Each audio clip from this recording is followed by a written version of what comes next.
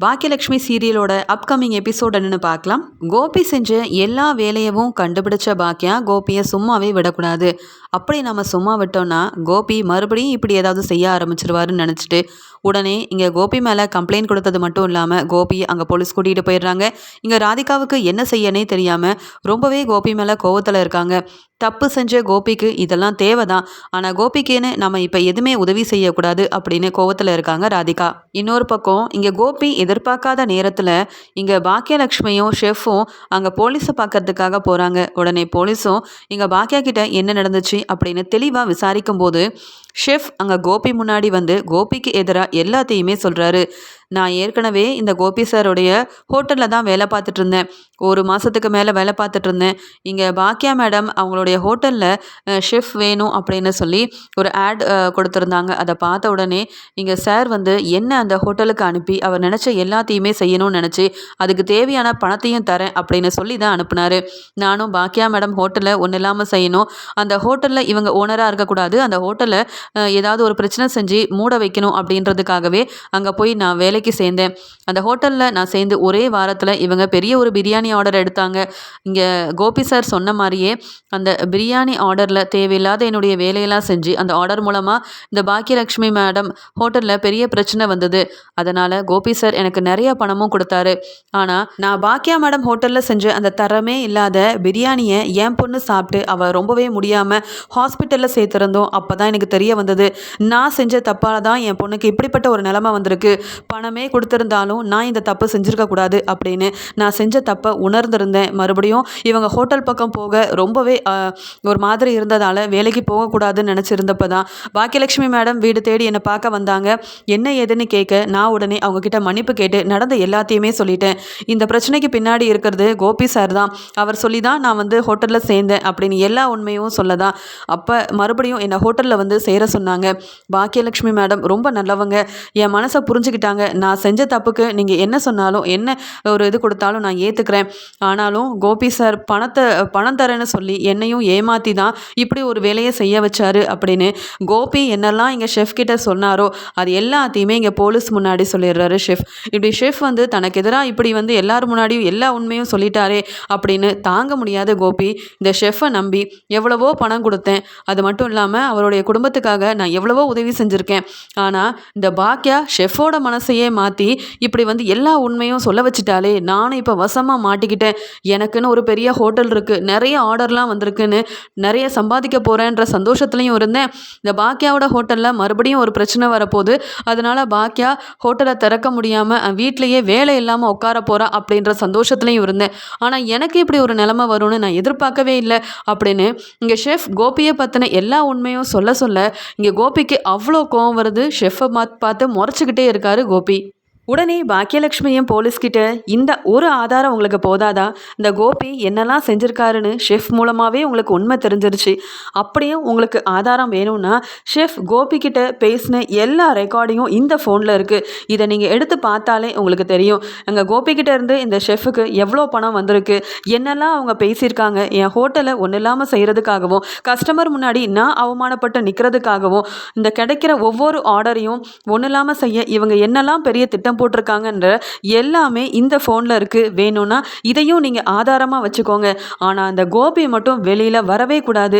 தனி ஆளா நின்று கஷ்டப்பட்டு எனக்கு உதவி செய்ய யாருமே இல்லாத நிலைமையிலையும் என் குடும்பத்தை நல்லபடியாக பார்த்துக்கணுன்னு நான் கஷ்டப்பட்டு ஹோட்டலோட ஓனரானது மட்டும் இல்லாமல் ஒவ்வொரு நாளும் ஒழுங்காக தூங்காமல் வேலை செஞ்சிட்ருக்கேன். ஆனால் இப்படிப்பட்ட ஆளுங்க நாங்கள்லாம் முன்னேறக்கூடாதுன்னு நினைக்கிறாங்க. இந்த கோபி வெளியில் வரக்கூடாது மேடம், நீங்கள் அதுக்கு என்ன வேணாலும் செய்யுங்க அப்படின்ற மாதிரி இங்கே எல்லா ஆதாரத்தையும் கொடுத்து கோபியை பற்றி ரொம்ப கோபமாக பேசிகிட்டு இருக்காங்க பாக்கியா. இன்னொரு பக்கம் ராதிகாவோட அம்மா ராதிகா கிட்ட, என்ன ராதிகா நீ பாட்டுக்கு அமைதியாக உன் வேலையை பார்த்துட்ருக்க, உனக்கு மயு எவ்வளோ முக்கியமோ அதே மாதிரி தானே உனக்கு கோபி மாப்பிள்ளையும் முக்கியம். இங்கே கோபி மாப்பிள்ளையை போலீஸ் கூட்டிகிட்டு போயிருக்காங்கன்னா நீ தானே ஏதாவது செஞ்சு அவர் வெளியில் கூட்டிகிட்டு வரணும் அப்படின்னு கேட்க, அம்மா பாக்கியா செஞ்சதில் எந்த தப்பும் இல்லை, கோபி மேலே தானம்மா எல்லா தப்பும் இருக்குது. அப்போ கோபி எங்கே இருக்கணுமோ அங்கே தான் இருக்காரு, அவர் இந்த வீட்டுக்கு வரவே வேண்டாம்.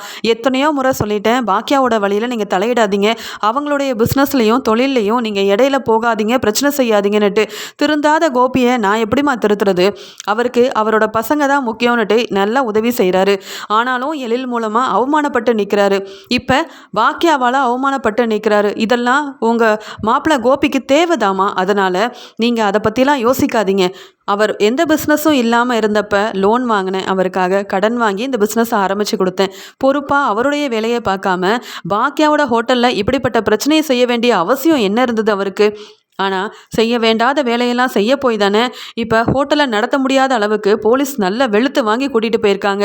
இங்கே பாக்கியாவால் கோபி மட்டும் அவமானப்பட்டு நிற்கிறாரு. அவர் செஞ்ச இந்த தேவையில்லாத வேலையால் நானும் தினமும் அவமானப்பட்டு நிற்கிறேன். இந்த கோபிக்கு இதுவும் வேணும், இன்னமும் வேணும். அவர் திருந்த மாட்டாருமா. மறுபடியும் மறுபடியும் அவங்க அம்மா கிட்ட இவர் நல்ல பேர் வாங்கணும். அவங்க அம்மா இவரை மகனாக ஏற்றுக்கணுன்றதுக்காக நல்ல வழியில் போய் அவங்க மனசை மாற்றாமல் இப்படி பாக்கியாவோட ஹோட்டலில் பிரச்சனை செஞ்சு பாக்கியாவையும் அவருடைய பசங்களையும் பிரிக்கணும். இந்த ஹோட்டலில் அவங்க வருமானம் எடுக்கக்கூடாது, எந்த தொழிலும் இல்லாமல் வீட்டில் இருக்கணும். அப்போ அவங்க அம்மா மறுபடியும் கோபியை ஏற்றுப்பாங்க பணத்துக்காக அப்படின்ற ஒரு நோக்கத்தில் தானம்மா இதெல்லாம் செஞ்சுருக்காரு. இதெல்லாம் தப்புன்னு கோபிக்கு எப்போ புரியுதோ அப்போ அவர் திரும்பி வரட்டும், பார்த்துக்கலாம். அது வரைக்கும் அவர் இந்த வீட்டுக்கு வரவே வேண்டாமா. பாக்கியா எடுத்த முடிவு தான் சரியான முடிவு அப்படின்னு பாக்கியாவுக்கு சப்போர்ட் பண்ணி தன்னுடைய அம்மா கிட்ட பேசிகிட்டு இருக்காங்க ராதிகாவும். இங்கே பாக்கியலட்சுமி காட்டின எல்லா ஆதாரத்தையுமே எடுத்து பார்த்த போலீஸும் கோபி மேலே தான் எல்லா தப்பும் இருக்குது, வேணும்னே திட்டம் போட்டு ஷெஃப்பை அனுப்பி இவர் நிறைய பிரச்சனையை செஞ்சுருக்காரு, இதை அப்படியே சும்மா விடக்கூடாது, இந்த கஸ்டமர் எல்லாருக்குமே கோபியை பற்றி தெரிய வரணும், அப்போ தான் யாரும் கோபியோட க்ளவுட் கிச்சனுக்கு போக மாட்டாங்க, மறுபடியும் பாக்கியாவோட ஹோட்டலுக்கு வருவாங்க அப்படின்னு போலீஸும் நினைக்கிறாங்க. ஏன்னா பாக்கியா தனியாளாக நின்று கஷ்டப்பட்டு உழைச்சி முன்னேறதால பாக்கியாவுக்கு உதவி செய்ய போலீஸ் நினைக்கிறாங்க. ஆனாலும் கோபி திருந்தாம பாக்கியா கிட்ட ரொம்பவே கோவமா பேசுறாரு. என்ன பாக்கியா, நீ ஜெயிச்சுட்டு தான் நினைக்கிறல்ல, இந்த ஆர்டரை நல்லபடியா முடிச்சு மறுபடியும் உனக்கு நிறைய ஆர்டர் கிடைக்க போகுதுன்ற திமிரில் இருக்கல்ல, என்னையே நீ வசமா மாட்டி விட்டுட்ட. ஷெஃபோட மனசை மாற்றி இப்படி போலீஸ் முன்னாடி எல்லா உண்மையமும் நீ கண்டுபிடிச்சி இங்கே ஆதாரத்தோட என்னை ஆதாரத்தோட உன் மேலே எந்த தப்புமே இல்லைன்னு நிரூபித்து என்னையும் இப்படி ஓரமாக உட்கார வச்சு அவமானப்படுத்திட்டல.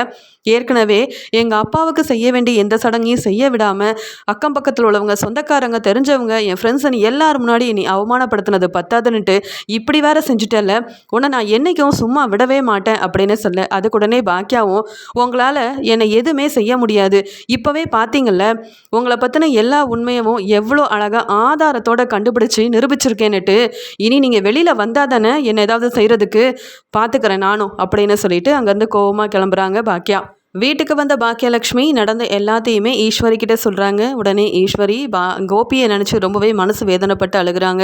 இந்த கோபி நம்ம குடும்பத்துக்குன்னு எப்பயுமே நல்லது செஞ்சதில்லை, அவன் வழியை பார்த்துட்டு போவான்னு பார்த்தா மறுபடியும் அவனால் இவ்வளோ பெரிய பிரச்சனை வந்திருக்கு.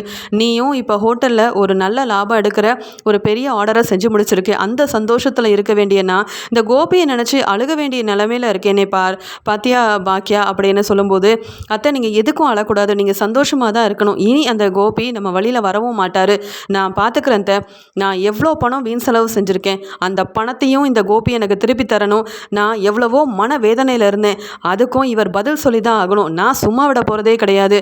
இவர் மறுபடியும் இந்த அவருடைய க்ளவுட் கிச்சனில் ஓனராக இருந்து இவர் சம்பாதிக்கணும்னா நான் கேட்குற எல்லாத்தையும் தந்தால் மட்டும்தான் இவரால் வெளியில் வர முடியும். அப்படி இல்லைனா இந்த க்ளவுட் கிச்சனுக்கு நான் ஹோட்டல் நல்லபடியாக நடத்தக்கூடாதுன்னு நினச்சேன். கோபியோட க்ளவுட் கிச்சனை கூட கண்டிப்பாக மூடுற நிலைமைக்கு கொண்டு வந்துடுவாங்க அப்படின்னு சொல்லும்போது, நான் எல்லாரையுமே கூப்பிட்டு இங்கே கோபி தன்னுடைய வாயாலேயே அவர் என்னென்ன செஞ்சார் அப்படின்ற உண்மையை எல்லாருக்கும் புரிகிற மாதிரி இங்கே சொல்லணும் அப்படின்னு போலீஸ்கிட்ட சொல்லியிருக்கேன். சீக்கிரமாகவே இது எல்லாமே நடக்க போகுது. கோபி அப்படி சொல்லியாச்சுன்னா கோபியை தெரிஞ்ச எல்லாருமே கண்டிப்பாக இவருடைய க்ளவுட் கிச்சனுக்கு எந்த ஆர்டரும் தரமாட்டாங்க. ஆர்டர் இல்லாமல் என்ன செய்கிறதுனே தெரியாமல் கோபி திருன்னு முழிச்சிட்டு எந்த பிஸ்னஸும் இல்லாமல் வருமானமும் இல்லாமல் இருக்கணும்.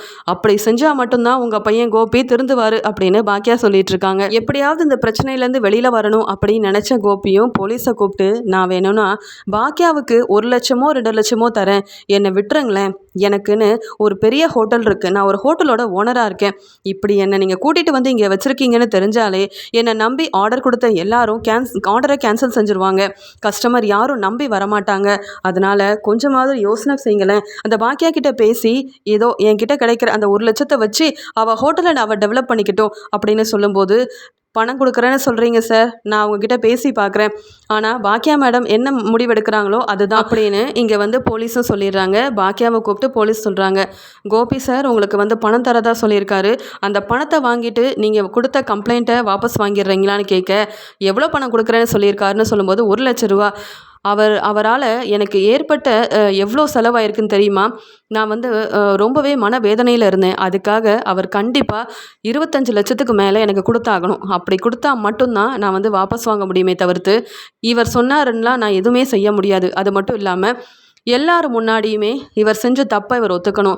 டிவியில் இவர் என்ன பேசுகிறாருன்னு எல்லாருக்கும் தெரிய வரணும். அப்போ தானே என் ஹோட்டல் மேலே எந்த தப்புமே இல்லை, எல்லா தப்பும் செஞ்சது இந்த க்ளவுட் கிச்சன் ஓனராக இருக்கிற கோபின்னு எல்லாருக்கும் தெரிய வந்து மறுபடியும் கஸ்டமர்ஸ் எல்லாரும் வருவாங்க மேடம், நீங்கள் தான் எனக்கு உதவி செய்யணும். அப்படி இவர் செஞ்சாருன்னா நீங்கள் சொன்ன மாதிரியே நான் வந்து கம்ப்ளைண்ட்டை வாபஸ் வாங்குறேன். அப்படி இல்லைன்னா இவர் உள்ளேயே இருக்கட்டும். இவரால் மறுபடியும் எனக்கு எந்த விதமான பிரச்சனையும் வரக்கூடாது. என் ஹோட்டலுக்கோ என்னுடைய குடும்பத்துக்கோ இவரால் எந்த பிரச்சனையும் வரக்கூடாது. அப்படி வராதுன்னு இவர் எல்லார் முன்னாடியுமே சொல்லணும் அப்படின்னு இங்கே பாக்கியா சொல்கிறாங்க. உடனே போலீஸும் வேறு வழி இல்லாமல் கோபிக்கிட்ட, நீங்கள் செஞ்ச தப்புக்கு நீங்கள் வெளியில் போகணும்னா பாக்கியா மேடம் சொன்ன மாதிரியே செஞ்சால் மட்டும்தான் வெளியில் போக முடியும். அப்படி இல்லைன்னா என்றைக்கும் வெளியில் போக முடியாத அளவுக்கு நிறைய பிரச்சனைகள் உங்களுக்கு வரும். நீங்கள் வேறு ஒரு பிஸ்னஸ் செஞ்சிட்ருக்கீங்க, எல்லார் முன்னாடி நீங்கள் ரொம்ப அவமானப்பட்டு நிற்க வேண்டியதாக போயிடும், பார்த்துக்கோங்க அப்படின்னு சொல்ல கோபி யோசிக்கிறாரு. வேறு வழியே இல்லை, நான் ஏற்கனவே எப்படி ராதிகா முகத்தில் முழிக்க போகிறேன்னு தெரியாமல் இருக்கிறேன். ராதிகா எவ்வளவோ எடுத்து சொன்னா, இப்படியெல்லாம் செய்யாதீங்கன்னுட்டு, நான் தான் கேட்கவே இல்லை. இப்போ பாக்கியா என்னை இந்த நிலமையில கொண்டு வந்து உட்கார வச்சுட்டாலே அப்படின்னு சொல்லி யோசிச்சுட்டு உடனே இங்கே வந்து கோபி வந்து, சரி நான் எல்லாரும் முன்னாடியும் நான் செஞ்ச தப்பை ஒத்துக்கிறேன், இனி அந்த பாக்கியாவோட வழியில் நான் போகவே மாட்டேன், என் குடும்பத்துக்கோ பாக்கியாவுக்கோ என்னால் எந்த பிரச்சனையுமே வராது அப்படின்றத எல்லாரும் முன்னாடி நானே ஒத்துக்கிறேன், செஞ்ச தப்பையும் ஒத்துக்கிட்டு பாக்கியா ஹோட்டல் மேலே எந்த தப்புமே இல்லைன்னு எல்லாருக்கும் புரிகிற மாதிரி விளக்கமாக நானே சொல்கிறேன் அப்படின்ற மாதிரி ஒத்துக்கிறாரு. அதனால் இங்கே எல்லாரையுமே வர வச்சு கோபி, பாக்கியா ஹோட்டல் மேலே எந்த தப்புமே இல்லை, ஏற்கனவே பெரிய பிரியாணி ஆர்டர் எடுத்த பாக்கியா ஹோட்டல் மேலே தப்பு இருக்குன்னு நீங்கள் எல்லாரும் நினச்சிட்ருக்கீங்க, நான் தான் அங்கே ஷெஃப் அனுப்பி இவ்வளோ பெரிய பிரச்சனையை செஞ்சது. அதனால் மறுபடியும் நீங்கள் பாக்கியா ஹோட்டலுக்கு போகலாம், அவங்க ஹோட்டல் மேலே எந்த தப்புமே இல்லை, பாக்கியா மேலேயும் எந்த தப்புமே இல்லை அப்படின்ற மாதிரி ஒத்துக்கிறாரு. இனி யாருக்கும் என்னால் எந்த பிரச்சனையுமே ஆகாது அப்படின்னு ஒத்துக்கிறாரு. இதை பார்க்கும்போது தான் கஸ்டமர் எல்லாருக்குமே தெரிய வருது. அதனால தான் இந்த முறை பெரிய ஆர்டர் எடுத்த பாக்கியா மேடம் ரொம்ப சுவையான நல்ல தரமான வந்து ஸ்வீட்ஸ் எல்லாம் செஞ்சு கொடுத்துருக்காங்க. இப்படி ஒரு பிஸ்னஸ் செஞ்சிட்ருக்க கோபி இப்படி செய்வார்னு எதிர்பார்க்கவே இல்லைன்னு எல்லாருக்குமே தெரிய வருது. அதனால் இனி பெரிய பெரிய ஆர்டர் யாரெல்லாம் கோபிக்கு கொடுத்துருக்காங்களோ அவங்க எல்லாருமே இதை பார்த்துட்டு கோபியை பற்றி புரிஞ்சுக்கிறாங்க, அவருக்கு இந்த ஆர்டர் நம்ம கொடுத்துருக்கவே கூடாது அப்படின்னுட்டு எல்லா ஆர்டரையுமே கேன்சல் செய்ய ஆரம்பிக்கிறாங்க. அது மட்டும் இல்லாமல் பாக்கியா கேட்ட மாதிரியே அவங்க எத்தனை லட்சம் பணம் கேட்டாங்களோ அத்தனை லட்சம் பணத்தையும் தர இங்கே கோபி ஒத்துக்கிறாரு. இங்கே போலீஸ் முன்னாடியே அந்த பணத்தை கொடுத்து இங்கே வெளியிலையும் வராரு கோபி. இங்கே பாக்கியா ரொம்ப சந்தோஷமாக இருக்காங்க. எந்த கோபியால் நம்ம ஹோட்டலோட பேரே ஒன்றும் இல்லாமல் ஆனதோ, இந்த கஸ்டமர் எல்லோரும் நம்ம ஹோட்டலுக்கு வரவே தயங்கி நின்னாங்களோ, நம்பிக்கை இல்லாமல் இருந்தாங்களோ, இப்போ அந்த கோபி மூலமாகவே நம்ம ஹோட்டல் மேலே எந்த தப்புமே இல்லைன்னு நான் நிரூபித்து நான் கஸ்டமருக்காக எவ்வளோ பணம் செலவு பண்ணணும் அதை விட 2 மடங்கு பணத்தை கோபிக்கிட்டேருந்து நான் வாங்கிட்டேன். எனக்கு இதுவே போதும். இனி அந்த கோபி என் வழியில் வரவே கூடாது. அப்படி வந்தால் நான் சும்மா விட மாட்டேன்னு அந்த கோபிக்கு ஒரு பெரிய பாடத்தை புகட்டியிருக்கேன் அப்படின்னு இங்கே வந்து பாக்கியா ரொம்ப சந்தோஷமாக இருக்காங்க. எப்பயுமே பாக்கியா படிக்காதவங்க, எதை பற்றியுமே தெரியாது, சாதாரண ஒரு சமையல் செஞ்சு ஒன்றுமே தெரியாமல் முன்னேறவங்க அப்படின்னு சொல்லிகிட்ருக்க கோபிக்கு இங்கே பாக்கியா இவ்வளோ பெரிய வேலையை செஞ்சு என்னை அவமானப்படுத்துவான்னு நான் எதிர்பார்க்கவே இல்லை. படிக்காத பாக்கியா முன்னாடி நான் அவமானப்பட்டு நின்றுட்டேனே, இவ்வளோ பணம் எனக்கு வீண் செலவாயிருச்சே அப்படின்ற மாதிரி யோசிக்க என்னை பற்றி எல்லாருக்கும் தெரிய வந்திருக்கும், நான் யார் முகத்தையும் பார்க்க முடியாத நிலமையில இருக்கேன் அப்படின்னு சொல்லி அங்கே தன்னுடைய வீட்டுக்கு போகிறாரு. ராதிகாவோட வீட்டுக்கு போன உடனே ராதிகா கோபியை, வெளியில் போங்க கோபி, இனி உங்களுக்கு இந்த வீட்டில் இடமே இல்லை, எதெல்லாம் செய்யக்கூடாதோ எல்லாத்தையும் செஞ்சு உங்களால் நானும் அவமானப்பட்டு நிற்கிறேன், நீங்கள் பேசுனதெல்லாம் கேட்ட அக்கம் பக்கத்தில் உள்ள எல்லாருமே என்னையும் அவமானப்படுத்தி பேசுகிறாங்க, இனி நான் வேலைக்கு கூட போய் சம்பாதிக்க முடியாத ஒரு நிலமையில என்னை கொண்டு வந்து நிப்பாட்டியிருக்கீங்க கோபி, எல்லாத்துக்கும் காரணம் நீங்கள் தான். உங்களை நம்பி வந்த என்னை பற்றியும் மயுவை பற்றியும் கொஞ்சம் கூட யோசிக்காமல் பாக்கியாவை ஏதாவது செய்யணும், அவங்க சம்பாதிக்கக்கூடாது, அவங்க முன்னேறக்கூடாது, அவங்க வளர்ச்சியில் நீங்கள் என்னெல்லாம் செய்ய முடியுமோ செஞ்சீங்க. ஆனால் இப்போ பார்த்தீங்களா, இருந்த பணம் எல்லாத்தையும் பாக்கியா கிட்ட கொடுத்துட்டு நீங்கள் செஞ்ச எல்லா தப்பையும் எல்லார் முன்னாடியும் ஒத்துக்கிட்டு இப்போ உங்களுக்கு கிடைச்ச ஆர்டர் எல்லாமே கேன்சல் ஆகிட்டு ஒன்றும் இல்லாமல் வந்து நிற்கிறீங்க. உங்களை நான் ஏற்றுக்கிட்டு என்ன செய்கிறது? நீங்கள் இந்த வீட்டுக்கு மறுபடியும் வந்து எனக்கு என்ன பிரயோஜனம் இருக்குது? உங்களை நம்பி தானே இருந்தேன். எனக்காகவும் மையுவுக்காகவும் நீங்கள் எதுவுமே செய்யலை. ஆனால் இப்போ இந்த நிலமையில இருக்கிற உங்களை நான் எப்படி ஒரு புருஷனாக ஏற்றுக்கிறது? நீங்கள் ஒரு நல்ல அப்பாவாகவும் இருக்கல, ஒரு நல்ல புருஷனாகவும் இருக்கல. வாக்கியா உங்களுக்கு புகட்டின பாடம் போதும் நீங்கள் திருந்துறதுக்கு. இனி நீங்கள் தனியாகவே இருங்க. என் பொண்ணு மையுவை நானே பார்த்துக்கிறேன். உங்கள் கூட வாழ எனக்கு கொஞ்சம் கூட விருப்பமே இல்லை. நீங்கள் இந்த வீட்டை விட்டு வெளியில் போங்க அப்படின்னு சொல்லிடுறாங்க. கோபிக்கு எதுவுமே பதில் பேச முடியல. நம்ம செஞ்சது எல்லாமே தப்பு. ஆனால் இதில் பாக்கியா அவமானப்பட்டு நிற்பான்னு பார்த்தா என்ன அந்த பாக்கியா அவமானப்படுத்தி இப்போ என்னெல்லாம் தனியாக நிற்க வச்சுட்டா, இந்த ராதிகா வேற என் கூட வாழ மாட்டேன்னு சொல்லிட்டு இருக்கா. இதில் நான் என்ன செய்கிறது அப்படின்னு கண் கலங்கிக்கிட்டே தன்னுடைய க்ளவுட் கிச்சனுக்கு போக அங்கே வேலை பார்க்குற ஸ்டாஃப் எல்லாரும், கோபி சார், நீங்கள் உங்களால் நமக்கு கிடைச்ச ஆர்டர் எல்லாமே கேன்சல் ஆயிடுச்சு. யாரெல்லாம் ஆர்டர் கொடுத்தாங்களோ அவங்க எல்லாருமே ஃபோன் பண்ணி உங்களை ரொம்பவே திட்டி அவமானப்படுத்தி பேசுகிறாங்க சார். இனி இந்த ஹோட்டலில் நாங்கள் கூட வேலை பார்க்கணுமா அப்படின்னு யோசிக்கிற நிலமையில இருக்கோன்னு சொல்ல, உடனே கோபியும் அதெல்லாம் நீங்கள் வேலை பார்க்கலாம், எந்த பிரச்சனையும் கிடையாது, பார்த்துக்கலாம். இப்போ 1-2 ஆர்டர் இருக்கும்ல, அந்த ஆர்டரை நீங்கள் ரொம்பவே தரமாக தெளிவாக செஞ்சு கொடுங்க போதும். மறுபடியும் நம்ம வந்து நல்லபடியாக முன்னேறலாம், வாய்ப்பு இருக்குது. எல்லாத்துக்கும் காரணம் இந்த பாக்கியா தான். எல்லார் முன்னாடியும் என்னை வந்து தலை நிமிர விடாமல் செஞ்சிட்டாலே அப்படின்ற யோசனை பண்ணிவிட்டு கிடைச்ச ஆர்டர் இருக்கிற 1-2 ஆர்டரை நல்லபடியாக செய்யணும். இன்னும் கொஞ்ச நாள் போச்சுன்னா எல்லாம் சரியாயிரும் அப்படின்னு கோபி யோசிக்கும் போது, கோபி தாங்கிட்ட இருக்க மொத்த பணத்தையும் பாக்கியா கிட்ட கொடுத்துட்டு இப்போ தாங்கிட்ட வேலை பார்க்குற அங்கே ஸ்டாஃபுங்களுக்கு கூட சம்பளம் கொடுக்க முடியாமல் இருக்கிறாரு. அதனால் அங்கே வேலை பார்க்குற ஸ்டாஃபும் கோபி சார்கிட்ட எத்தனையோ முறை கேட்டோம், நம்மளுக்கு சம்பள பணம் தர மாட்டேங்கிறாரு. ஆனால் அவருக்கு நம்ம நல்லபடியாக வேலை செஞ்சு கொடுக்கணும்னு மட்டும் நினைக்கிறாரு. அதனால் நம்ம இஷ்டத்துக்கு வேலை செய்ய வேண்டியதான், அவர் சொல்லி கேட்க வேண்டிய அவசியம் இல்லைன்னு சொல்லி அங்கே கிடைச்ச ஆர்டர்லையும் அவங்க இஷ்டத்துக்கு வேலை செய்கிறாங்க. தரமே இல்லாத உணவெல்லாம் கொடுக்குறாங்க. அதனால் தரமே இல்லாத உணவை ஆர்டருக்காக அங்கே அனுப்பி வைக்கிறாங்க. அவங்க சாப்பிட்டுட்டு அவங்களுக்கு உடல்நிலை சரியில்லாமல் போகுது. உடனே இங்கே கோபியோட ஹோட்டல் மேலேயும் கோபி மேலேயும் அங்கே ஆர்டர் கொடுத்த எல்லாருமே கம்ப்ளைண்ட் செய்ய வந்த அதிகாரிங்க எல்லாருமே இங்கே கோபியோட க்ளவுட் கிச்சனில் எப்படி சமைக்கிறாங்க, என்னதான் இங்கே நடக்குது, எதுக்கு இந்த கோபி சார் மேலே அடிக்கடி இவ்வளோ கம்ப்ளைண்ட்ஸ் வந்துக்கிட்டே இருக்குது அப்படின்னு சொல்லி அங்கே தன்னோட கிச்சனில் போயிட்டு பார்க்கும்போது தான் கோபியோட க்ளவுட் கிச்சனில் அங்கே வேலை செஞ்சவங்க சரியான தரமான பொருளை வச்சு சமைக்கலை அப்படின்றத கண்டுபிடிக்கிறாங்க. இதை உடனே கோபியை கூப்பிட்டும் காமிக்கிறாங்க. என்ன சார் இது, நீங்கள் 1 வருஷத்துக்கு மேலே இந்த க்ளவுட் கிச்சன் வச்சு நடத்துகிறீங்க, ஆனால் இந்த பொருட்கள் எல்லாம் தரமானதாகவே இல்லை. அப்படி இருக்கும்போது இந்த பொருட்களை வச்சு நீங்கள் சமைச்சு அனுப்புனதுனால தான் அங்கே நிறைய பேர் ஹாஸ்பிட்டலில் இருக்காங்க. இதுக்கு நீங்கள் கண்டிப்பாக பதில் சொல்லியே ஆகணும். ஏற்கனவே பாக்கியலட்சுமி உங்கள் மேலே வந்து கம்ப்ளைண்ட் கொடுக்க போயிட்டு நீங்கள் வந்து எந்த நிலைமையில் இருந்துட்டு மறுபடியும் இங்கே வந்திருக்கீங்கன்னு உங்களுக்கு ஞாபகம் இல்லைனாலும் எங்களுக்கு எல்லாமே தெரியுமே. அப்படி இருக்கும்போது உங்கள் ஹோட்டலை உங்களால் நல்லபடியாக நடத்த முடியல, ஆனால் அடுத்தவங்க ஹோட்டல் நல்லபடியாக நடக்கக்கூடாதுன்னு என்ன வேலையெல்லாம் செஞ்சீங்க. நீங்கள்லாம் இந்த க்ளவுட் கிச்சன் மட்டும் இல்லை சார், எந்த பிஸ்னஸோட ஓனராக இருக்கவும் தகுதியே இல்லாதவங்க அப்படின்னு சொல்லி இந்த ஹோட்டலை நீங்கள் இனி திறக்கவே கூடாது அப்படின்னு எப்படி பாக்கியாவோட ஹோட்டலை வந்து நிரந்தரமாக மூட வைக்கணும்னு கோபி திட்டம் போட்டாரோ, இங்கே கோபி திட்டம் போடாத போதே அவருடைய ஹோட்டலை வந்த அதிகாரிங்க மூடிடுறாங்க.